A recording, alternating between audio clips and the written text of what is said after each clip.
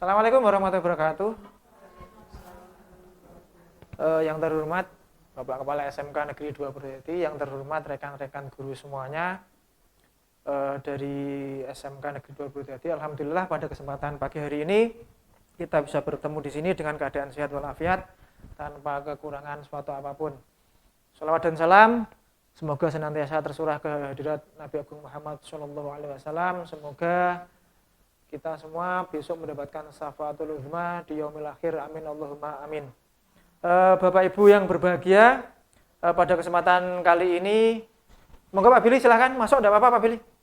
Pada kesempatan hari ini saya akan mencoba untuk mempresentasikan, menyampaikan budaya positif kepada Bapak Ibu semua sebagai tugas saya untuk calon guru penggerak.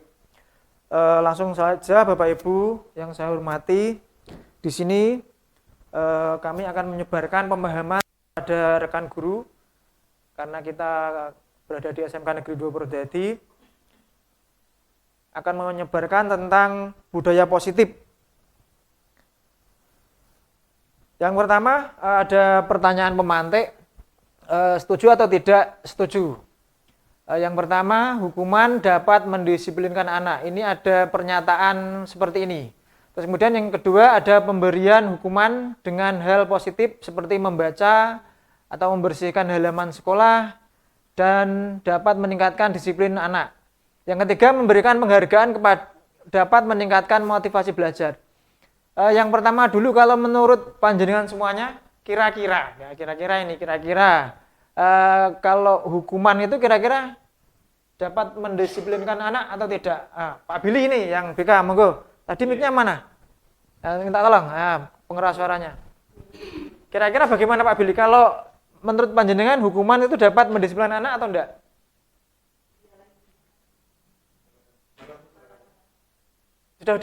Sudah hidup ya?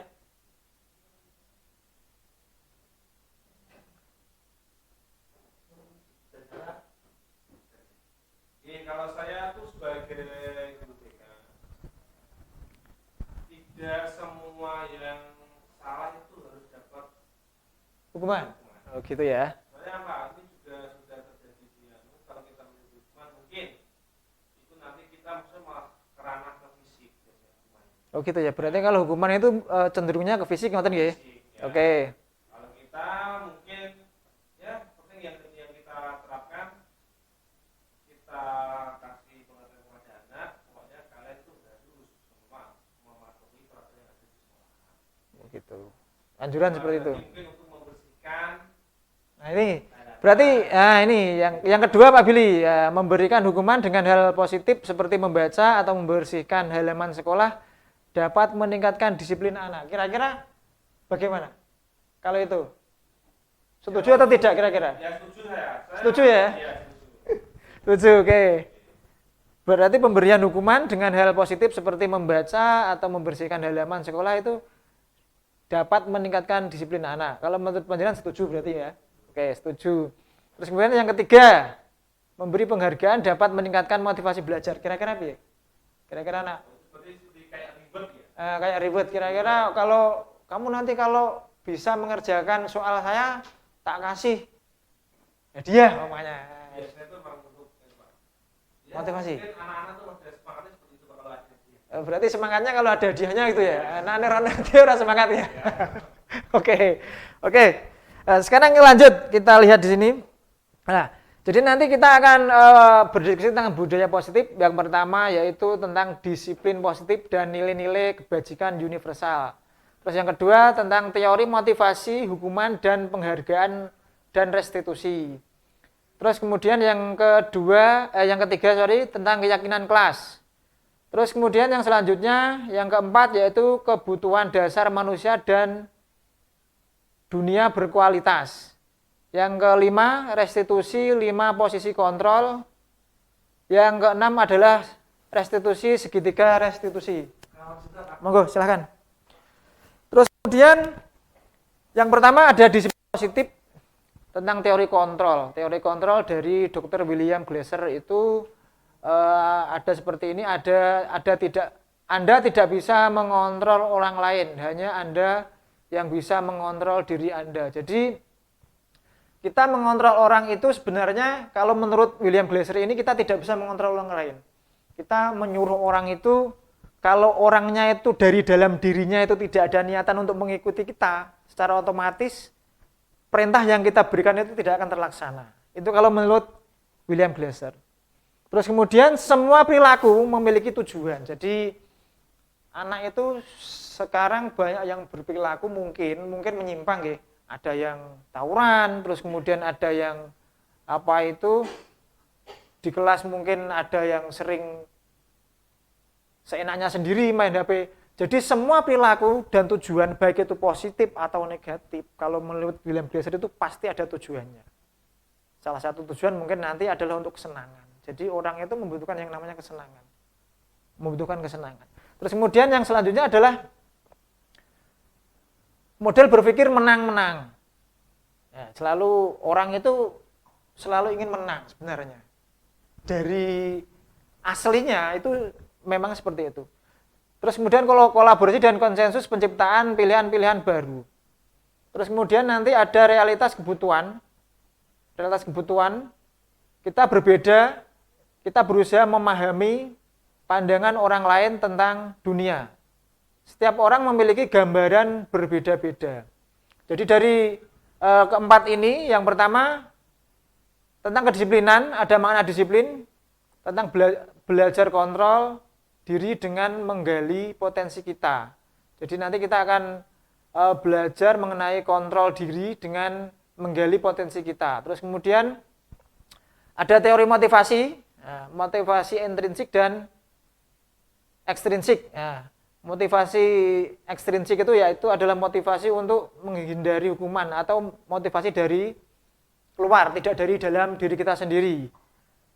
Yang kedua untuk mendapatkan imbalan. Jadi tadi dikatakan bahwa ada Pak Billy tadi mengatakan bahwa kalau kita memberikan hukuman, memberikan motivasi, anak bisa mengerjakan tugas, nanti akan kita beri reward. Lah, dari situ nanti akan timbul motivasi ekstrinsik.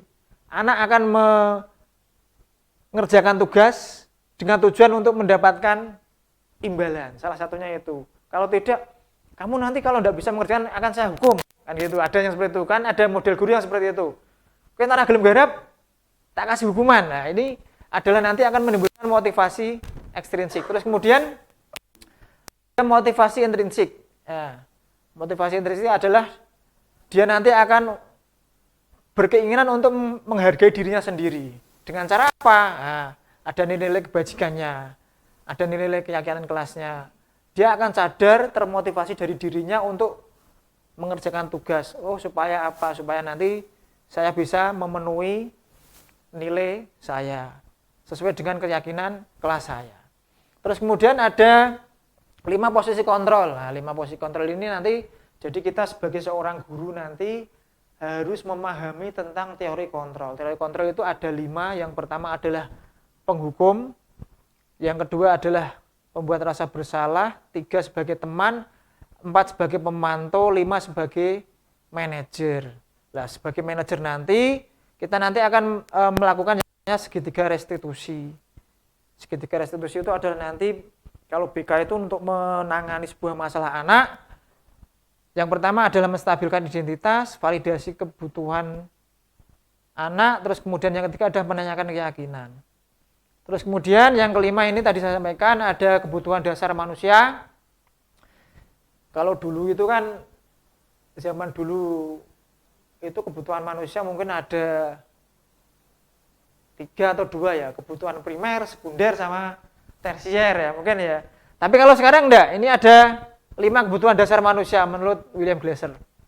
Ada bertahan hidup, penguasaan, kasih sayang dan rasa diterima, kesenangan dan kebebasan. Jadi ternyata manusia itu ya butuh kesenangan, kebebasan, terus kemudian kasih sayang itu juga butuh. Tidak cuman papan, sandang, papan, sama pangan gitu dok ya. Kalau dulu kan gitu, ternyata tidak. Sekarang itu menurut penelitian itu ya membutuhkan yang namanya kasih sayang juga. Gitu ya Bunia ya. Butuh kasih sayang, terus kemudian bertahan hidup, ya. Terus kemudian ada kesenangan juga. Lanjut nggih. Lah, sekarang gini.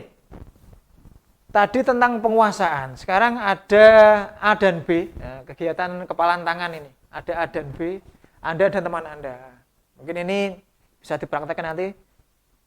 Sebelah kertas kecil, ya, tuliskan benda atau sesuatu yang sangat berharga untuk Anda. Letakkan di tulisan di salah satu tangan Anda dan genggam dengan segala daya.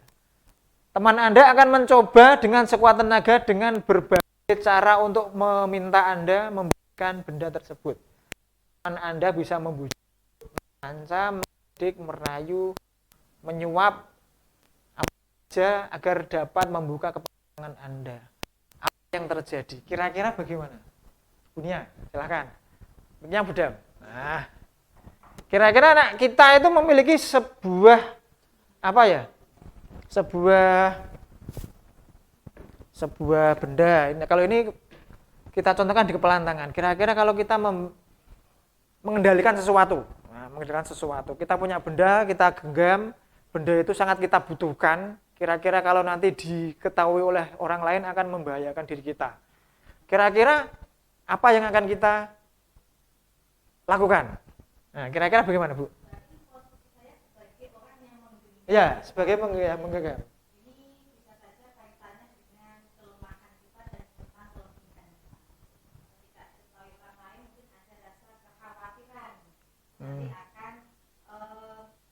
Membahayakan. Oh gitu ya. Lanjut. Saya sebagai orang yang menggenggam ketika memiliki sesuatu hal yang saya rasa itu sangat berarti dan berharga untuk saya juga akan dengan pendirian kokoh, dengan percaya diri untuk mempertahankan apa yang saya genggam tersebut. Oh gitu ya. Berarti kan Anda bertahan untuk menggenggam. Nah, iya. Terus kemudian berarti dari posisi ini jenengan berarti mempertahankan ya? Iya, mempertahankan. Ya? Berarti yang mengontrol itu adalah jenengan gitu ya? Iya, dari dalam diri saya sendiri. Berarti pada saat ketika hal yang jenengan genggam itu nanti kalau dibutuhkan orang lain dan itu sangat penting sekali, menyangkut mungkin nyawa seseorang, kira-kira jenengan mau melepaskan nggak? Ini kalau kaitannya situasinya urgensi, darurat, dan saya mempertimbangkan dari segi kemaslahatan, mungkin saya dengan lileh sendiri hati saya akan memberikan secara perlahan. Kalau memang itu kondisinya urgent dan darurat, dan mempertimbangkan dari segi kemaslahatan tadi, kebermanfaat bagi orang tersebut. Berarti intinya kan pengendali itu ada di dalam diri kita. Kita mau membuka kepalan tangan kita atau tetap menggenggam kepalan tangan kita itu tergantung dari diri kita masing-masing, kita sendiri. Kalau kita emang berkeinginan untuk melepaskan atau membuka tangan kita, berarti nanti akan membuka. Kalau tidak ya tidak, berarti posisi kontrol kita berarti sebagai pengontrol utama kan gitu gitu. Berarti kita nanti akan mengontrol itu. Terus kemudian, nah ini sebenarnya bervariasi, kejadian tadi itu bervariasi sebenarnya nanti. Antara yang bersedia membuka dan yang tetap bertahan untuk menutup kepalan tangannya, bervariasi. Kemudian kita sendiri yang memegang kontrol atas kepalan tangan kita. Berarti tadi saya sudah sampaikan bahwa yang memegang kontrol itu adalah kita sendiri, bukan orang. Biarpun kita itu dirayu, diancam, mau dikasih disogok apa, kalau kita jadi bisa mengontrol diri kita, secara otomatis tidak akan tergoda. Contohnya, kita ada orang mau datang, mau menyogok kita, nanti silakan diluluskan pamannya. Ini tak kasih ini sekian lah. Ini tergantung diri kita sendiri. Kalau kita mau meloloskan ya diloloskan, kalau tidak berarti tergantung diri kita. Ini adalah posisi kontrol. Berarti sesuai dengan kebutuhan dasar kita saat itu. Kita butuh enggak? Biasanya kita butuh yo, kita melepaskan. Kalau kita tidak butuh yo, tetap kita genggaman gitu. Ya, seperti itu. Terus kemudian perubahan paradigma teori kontrol pilihan dari William Glasser meluruskan beberapa miskonsepsi tentang makna kontrol. Ini adalah yang ilusi. Guru mengontrol murid. Ini termasuk ilusi ya. Termasuk ilusi, berarti guru mengontrol murid itu termasuk ilusi. Ilusi juga bahwa kritik dan membuat orang merasa bersalah dapat menguatkan karakter. Kira-kira berarti kalau kita berpikiran bahwa kita itu kalau mengkritik orang, terus kemudian membuat orang itu merasa sedih, merasa bersalah, itu berarti akan membuat orang itu menguatkan karakter, itu berarti salah sebenarnya. Kalau menurut William Glasser ya. Terus kemudian ilusi bahwa semua penguatan positif, bujukan akan efektif dan bermanfaat. Ilusi juga bahwa orang dewasa memiliki hak untuk memaksa. Padahal tadi dikatakan di awal bahwa yang memiliki kuasa kontrol adalah dalam diri kita sendiri. Tergantung kita itu mudah atau tidak digoyahkan. Nah, udah digoyahkan ya wes. Ya, berarti kita terkena bujukan atau rayuan atau paksaan gitu ya. Berarti ini adalah termasuk ilusi. Lanjut. Terus kemudian di sini ada perubahan paradigma tentang stimulus respon teori kontrol atau teori pilihan. Siapa sesungguhnya yang memiliki kontrol? Nah, ini. Stimulusnya respon, kita mencoba mengubah orang agar berpandangan sama dengan kita. Mencoba mengubah orang agar berpandangan sama dengan kita. Berarti kita berpikiran bahwa kita itu akan bisa merubah pikiran orang sama dengan pikiran kita. Teori kontrolnya, kita berusaha memahami pandangan orang lain tentang dunia kita. Jadi kita sebenarnya teorinya itu antara stimulus dengan teori kontrol itu berbeda. Perilaku buruk dilihat sebagai suatu kesalahan. Tadi saya sudah di awal mengatakan bahwa semua perilaku yang dilakukan baik itu buruk ataupun baik pasti akan memiliki tujuan. Tidak mungkin tidak, ya. Jadi di sini dikatakan semua perilaku itu memiliki tujuan. Contohnya orang mencuri, itu ya ada tujuannya. Nah, jadi tujuannya itu juga biarpun itu buruk, dia juga memiliki tujuan. Ada yang kalau ketangkap polisi alasannya ada Pak, untuk kebutuhan hidup perlu makan. Nah, ada yang berperilaku baik juga ada tujuannya, supaya dapat pujian, supaya dapat applause dari teman-temannya. Orang lain bisa mengontrol saya. Nah, ini stimulusnya, tetapi sebenarnya adalah hanya Anda yang bisa mengontrol diri Anda sendiri. Kalau orang lain itu adalah faktor ekstrinsik, ya.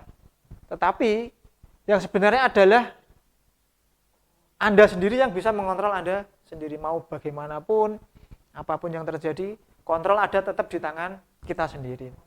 Saya bisa mengontrol orang lain, Anda tidak bisa mengontrol orang lain. Kita tidak bisa mengontrol, kita cuma bisa mempengaruhi, memaksa, menyogok, mengancam. Ya, tetapi kontrolnya tetap ada di orang lain. Memaksa ada pada saat bujukan gagal. Kolaborasi dan konsensus menciptakan pilihan-pilihan yang baru. Model berpikir menang atau kalah, model berpikir menang. Karena kita itu selalu berpikir bahwa pikiran kita itu kadang merasa takut, nanti kita akan gagal, nanti kita akan kalah. Sebenarnya orang itu nanti akan berpikiran bahwa kita itu pinginnya itu selalu menang dan selalu berhasil. Tetapi ada yang namanya stimulus, respon, kita akan kalah juga. Apakah makna disiplin? Sekarang kita sudah masuk ke disiplin. Nah, tadi sudah disampaikan di awal juga.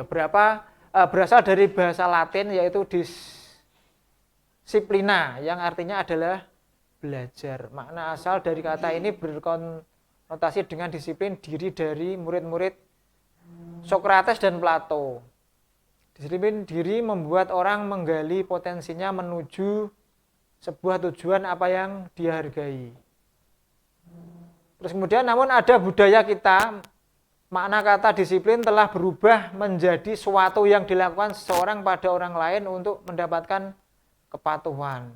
Jadi sekarang itu contohnya pada anak-anak kita, kalau saya mengalami sendiri saja pada saat apel pagi, membariskan anak itu rasanya pusing juga. Tidak cuma pusing mumet, karena banyak anak sini disuruh baris, sana belum, nanti di sini disuruh baris pindah ke sana lagi. Berarti sebenarnya disiplin itu ada juga yang mengatakan suatu yang dilakukan seseorang pada saat orang lain untuk kepada orang lain untuk mendapatkan kepatuhan. Jadi disiplin kudune patuh manut saya. Berarti anak itu akan dikatakan disiplin kalau dia manut saya. Padahal tidak seperti itu ya. Kecenderungan umum adalah menghubungkan kata disiplin dengan ketidaknyamanan, bukan dengan apa yang kita hargai atau pencapaian suatu tujuan. Jadi kita dikatakan disiplin tapi diri kita tidak nyaman. Kadang kita ada aturan absen pagi sinaga, lah dadak ono ngene-ngene barang. Padahal itu kadang bertentangan dengan diri kita. Padahal disiplin itu ya harusnya kita secara ikhlas, secara dalam diri kita absen. Kewajiban kita sebagai seorang pendidik, sebagai aparatur sipil negara, alhamdulillah jadi pegawai sekarang, aparatur sipil negara kita bisa mendapatkan hak kita secara layak sekarang. Oh, kewajiban kita apa? Kalau kita sudah merasa sadar, nanti akan timbul disiplin dalam diri kita tanpa adanya paksaan. Nah, sing wegah itu dadak ono apel barang, nah, gitu. Apel pagi marah apa toh kan gitu. Nah, sing sudah disiplin merasa sadar diri bahwa alhamdulillah saya sudah diterima di SMK 2, sudah bekerja di sini, disyukuri dengan adanya disiplin mengikuti kegiatan yang ada di sekolahan kita dengan rasa ikhlas dan senang hati. Kalau tidak ya menggerutu, gerundel dan ogah-ogahan. Akhirnya timbul tidak yang namanya rasa disiplin. Disiplinnya terpaksa gelem melu apel tetapi terpaksa kan gitu.